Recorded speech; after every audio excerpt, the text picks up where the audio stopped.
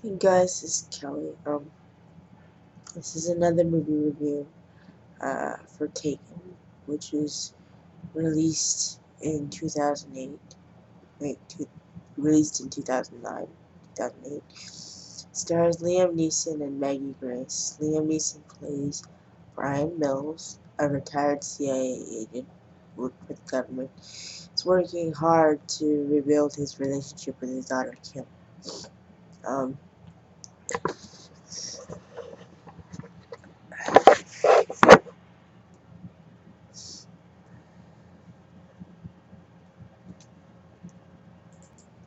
is working real hard to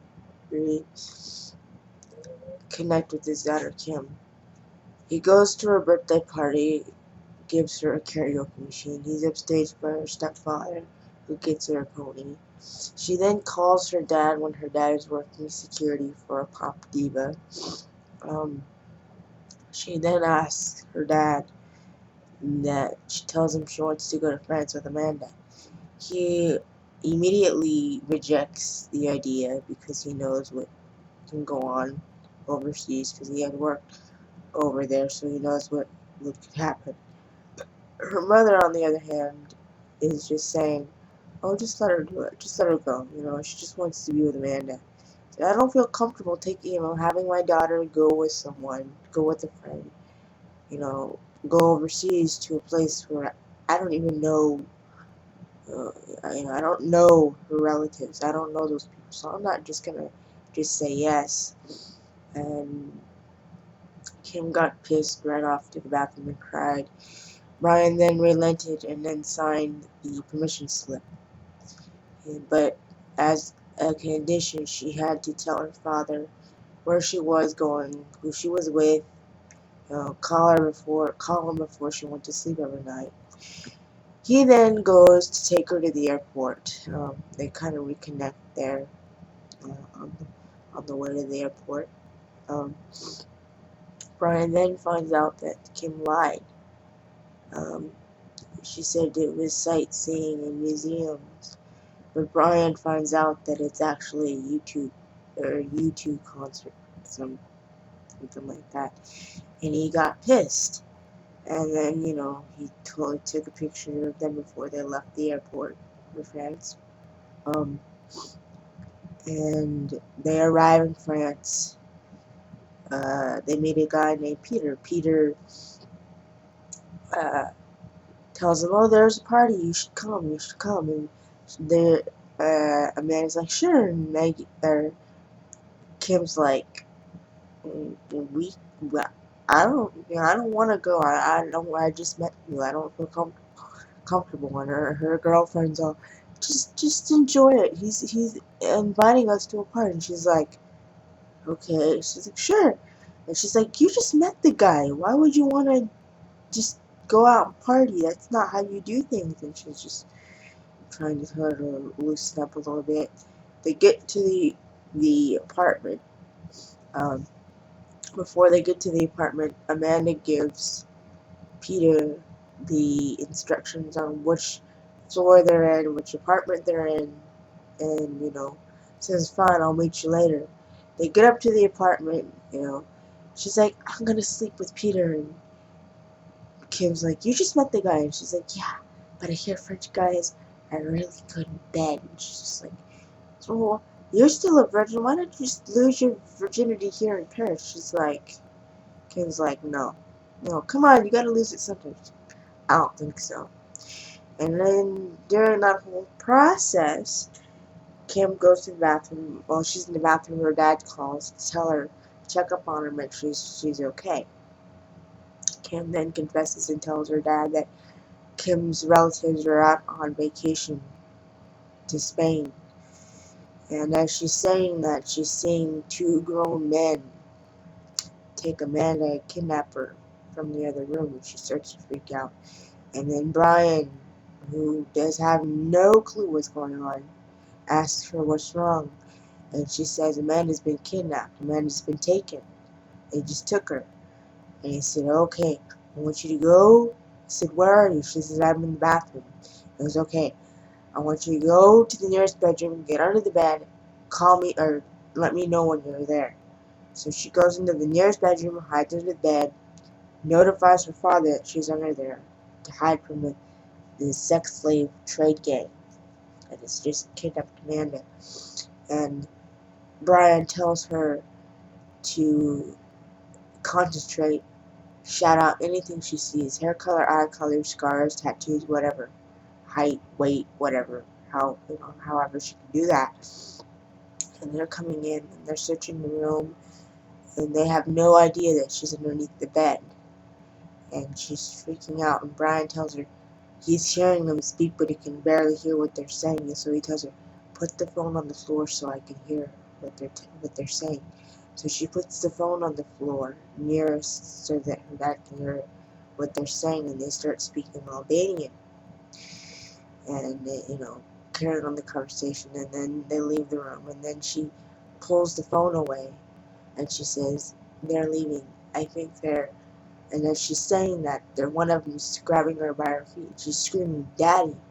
And he hears that, and she's yelling out the height, the skin color, the tattoo marking. As she's being dragged away, she kicks a mirror just to try to break free, but she doesn't succeed. And then he hears the kidnapper on the other line breathing heavily. He says, "I don't know what you want." He said, "I don't know who you are. I don't know what you want. If you are looking for ransom, I can tell you I do not have that. But what I do have are a particular set of skills. Skills that will make me a nightmare for people like you. Skills that I have acquired over a long career. I can let my daughter go now. That'll be the end of it. I will not look for you. I will not pursue you. But if you don't, I will look for you. I will find you, and I will kill you." And after he says that, the kidnapper says, "Good luck." And then Kim's phone gets broken. Then Brian goes to his ex-wife's house to look for any information on what Kim may have not have told him prior to leaving for France.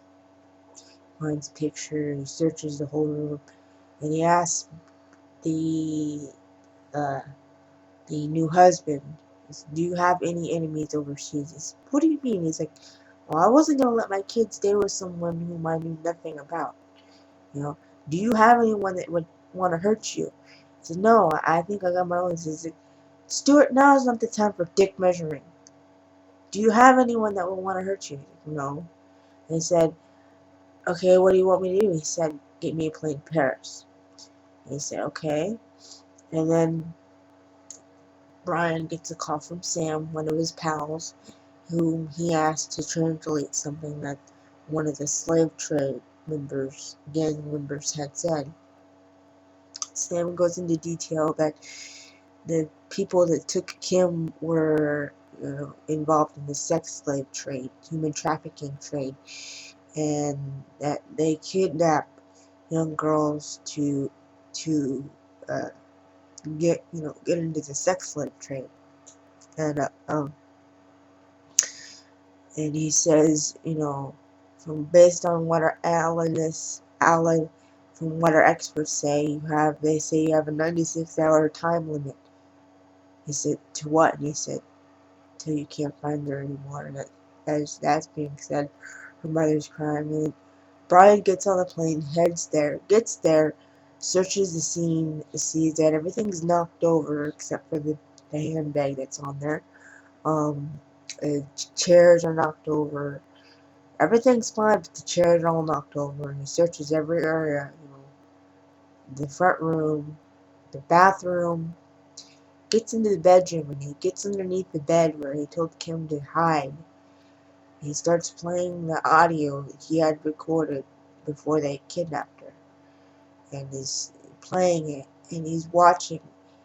There, as you watch the scene, for those of you who have seen the movie, you start to see what happened, like how she was kidnapped and what she did to try and fight back. And as he gets out from underneath the bed, he sees that the mirror's broken. And then he sees that her phone's been broken as well. And then he takes the camera piece to a nearby picture center thing and examines all the pictures. And the last picture that was taken before Kim was kidnapped, um, he zooms in on it, and he sees Peter, and he, has it analyzed. And then he runs into Peter because Peter's grabbing another victim. And he says, "Where are the two American girls that were here?" And he's telling, I don't know." And he's beating the shit out of him as he's trying to get information. But they start, Ryan starts chasing him down the street, down the highway, and Peter jumps off the ledge, uh, and he thinks he's safe, but he gets run over by a car and dies. Then Brian runs into an old pal, um, John Claude, whom he used to work with when he was still in, before he retired. Sorry, I'm a little sick. Um, uh, he said, "Well, has anything changed since you've retired? Is it any better than what before you retired?" He's like, "Oh, it gets a little boring." He's like, "It's boring." He said, "It's not that boring." He's like, "Okay, okay, okay. Maybe a little boring." It's like, "What brought you back?" He said, "Oh, everything was fine until my daughter got kidnapped yesterday by Albanians. They took her, kidnapped her." He said, "Well, didn't you go to the police?" And he said, "No." He said, "Well, did you find the person? Did you find the person in charge of taking your child?" And he goes, "Yeah, he's dead." He's like, "You found him that way?" It's like, "Brian, no, I don't want you going to mess things up for me. I don't want you causing any trouble." He said, "John Claude, I will tear down the Eiffel Tower if I have to find my kid." He said, I thought I was talking to a friend." He's like, "Yeah, you are. But your friend now works behind a bigger desk, takes bigger orders from someone else. Don't make a mess." And he's like, "Yeah, whatever. Whatever." And he goes and he searches and goes to different areas, finds out where the guys do business, pretends to be a customer so he can get more info on what is needed to get his little girl back. Runs into a prostitute. The prostitute gets in trouble by her pimp, and the pimp tries to threaten Brian, and Brian's like, "Okay, alright, whatever." And then he goes to another, he went downtown towards the place where they have hookers down there. That's how he got the info that he needed. But he went to another place. It isn't downtown, but it's a little shack thing where they have all their sex slaves, their drugged up prostitutes and stuff. They get to find out where Kim is, and he sees Kim's jacket, same color and everything, and he sees that it's a girl's one. She's severely drugged. She can't talk. She's incoherent. He said, "How did you get this?" She's like, "I'm good." He said it again. "How did you get this?" She said, "I'm good." And he realized that she was too drugged to even get answers out of. So he took her out of there, which led to a high-speed chase and a shootout, combination of both. Gets her to safety, trades cars, breaks into another car so that the people that are looking for him won't notice that it's him. Goes to a hotel where he stays the night, and he ends up giving her medicine to counteract the drugs that were given to her by the sex slave trade people, the gang leaders. And in the morning, John Claude says, "I need to meet with you." He said, "I need you to leave. I need you to go. I got a plane ticket for you. You can go whenever 12 tomorrow afternoon." He said, "I'm not leaving without my daughter. You think I'm that stupid? I got my kids here. I'm not leaving without my daughter." He's like, "You caused too much trouble for me. There's like 7 dead bodies, 3 people in the hospital. You destroyed a construction site." He said, "I'm not playing around anymore. I want my kid back, and I'm going to stay here till I get her back." And he goes back, and the person he saved comes out of her drug-induced sleep, and She's scared because she thinks she's going to be raped. But he tells her, no, no, no, no, no. I'm not going to do that. I just want answers. He said, where did you get this? He held the jacket up that Kim had worn, that he saw on her. He said, where did you get this? And he showed her the picture of Kim. And he said, did you get it from her? Or is it from this girl? And she goes, I didn't steal it. She gave it to me because I was cold. And he said, where did she give it to you? She said, in the house. And he said, what house? And she said, the house with the red door. And he just kind of put two and two together. And she's all, she was nice. He goes, yeah, she's my daughter. And the female victim just automatically cried because she realized what she had gone through, that now Brian's daughter's going through the same thing, and that scared her. And so she gave him the instruction on where the red house with the red door is. It's a Route Paradis. And he went there and he ran into more slave trade owners, people that help with the human trafficking part. And he said, I'm here to see your boss. And the guy that's in charge goes, there's no boss. And he goes, took out his phone and he said, I push one button and 30 agents will be here before you have time to scratch your worthless balls. Now, stop jerking around before I close you down for wasting my time.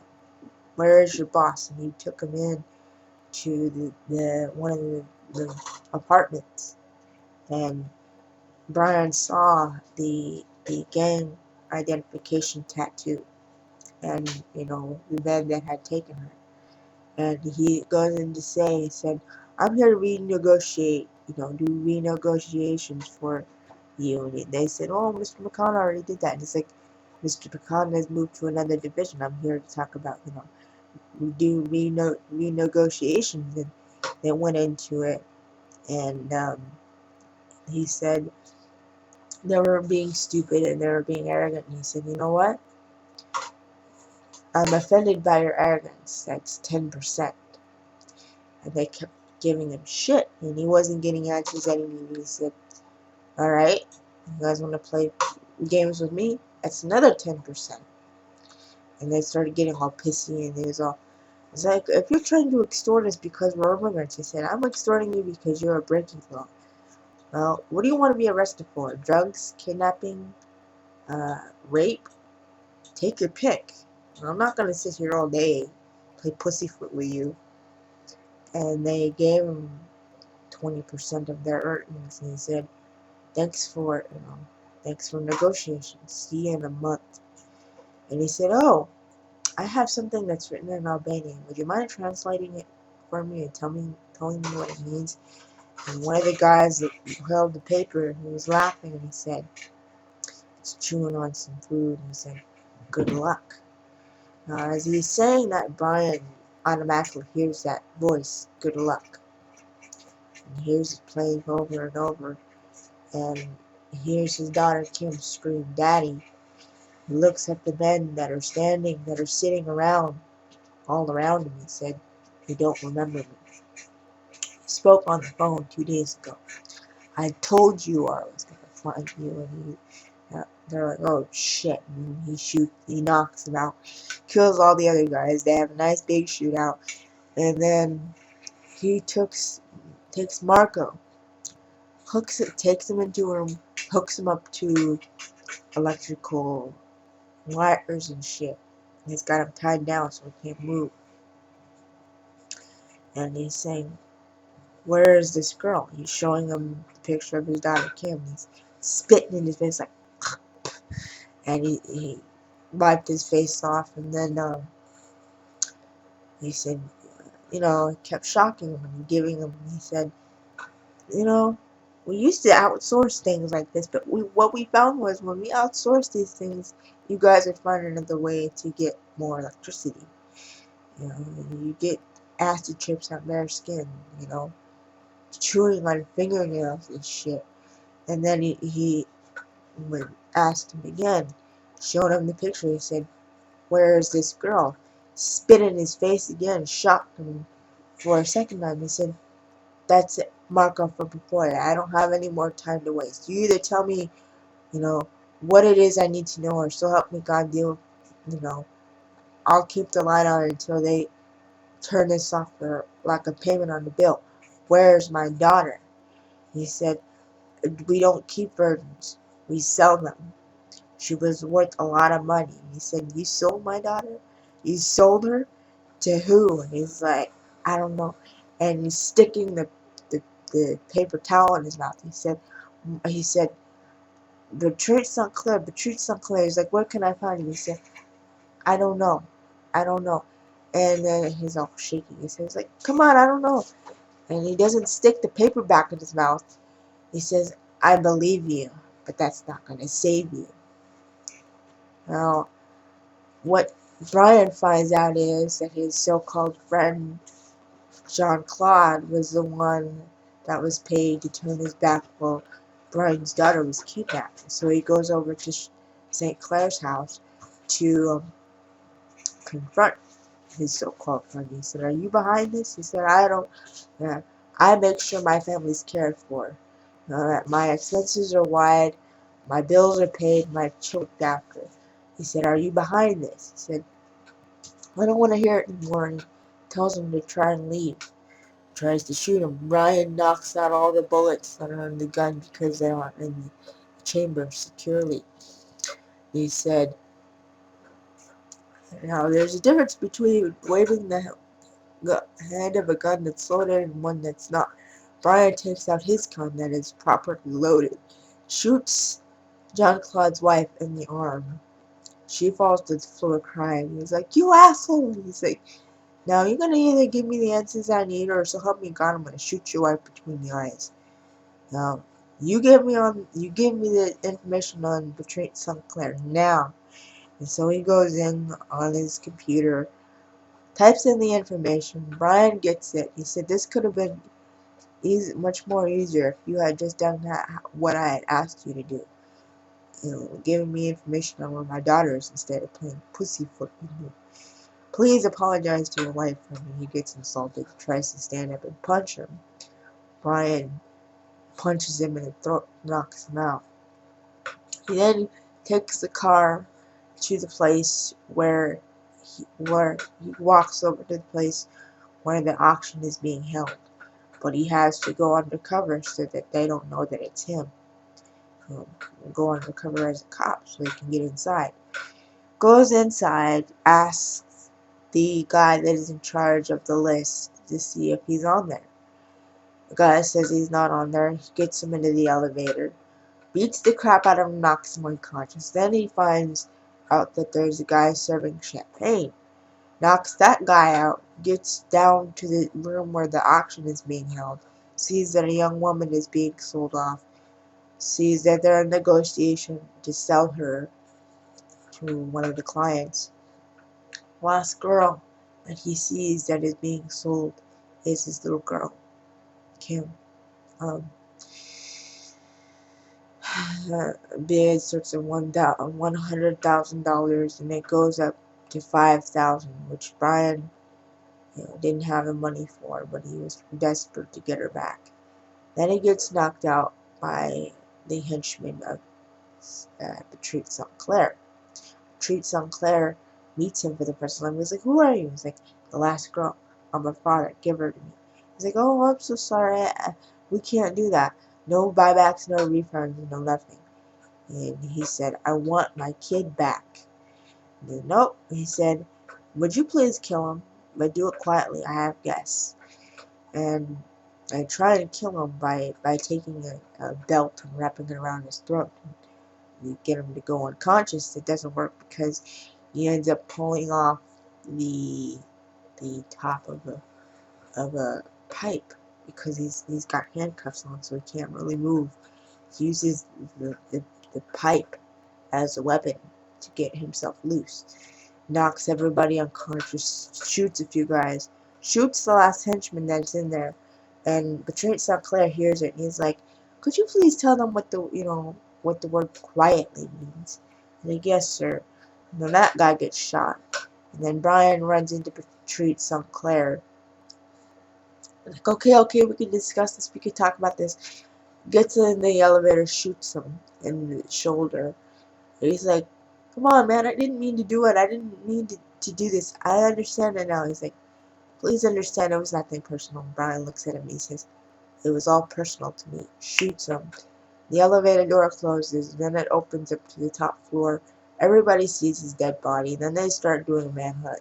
He goes into a nice car, drives down to the boat in which Kim is being held, drives the car, stops it, drops onto the boat, kicks the shit out of all the henchmen he runs into, shoots them all, gets to the last one, and they have a big fat, fist fight.